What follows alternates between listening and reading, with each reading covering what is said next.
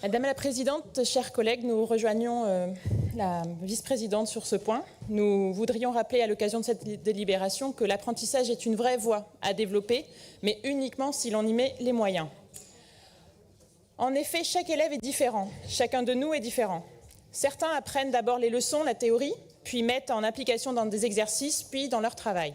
C'est ce qu'on appelle la voie classique, dite scolaire. Et d'autres apprennent plutôt en faisant, que ce soit en atelier ou en entreprise, puis acquièrent la théorie à partir de cette expérience. C'est ce que propose la voie de l'apprentissage.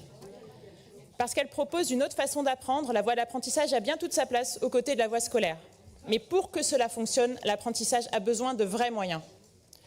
Des moyens, il en faut pour que durant les périodes en entreprise, les maîtres d'apprentissage apprennent à former, à gérer les difficultés d'apprentissage de leurs apprentis grâce à l'appui des tuteurs du centre de formation. Des moyens, il en faut pour que durant les périodes à l'école, les enseignants aient le temps d'accompagner l'apprenti dans l'identification des principaux acquis en entreprise par des entretiens individuels et collectifs à chaque retour d'entreprise. Et puis des moyens, il en faut pour que les enseignants puissent innover pédagogiquement pour valoriser au mieux les apprentissages en entreprise durant les périodes à l'école.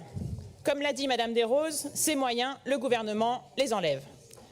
Nous avons donc appris en commission que l'État a décidé de manière unilatérale, il y a quelques semaines, de baisser de 36% le financement de l'apprentissage qui était prévu pour notre région cette année. Combien de projets pédagogiques d'équipes motivées ne pourront pas voir le jour dans les formations par apprentissage dans notre région? Combien d'apprentis et de maîtres d'apprentissage ne pourront pas être accompagnés comme il le faut en Nouvelle-Aquitaine suite à cette décision? Sans moyens, la voie de l'apprentissage perd tout son intérêt. Le risque, c'est quoi? Ça devient une succession de périodes d'emploi dans des conditions précaires pour souvent des adolescents, alternées avec des périodes de formation sans lien.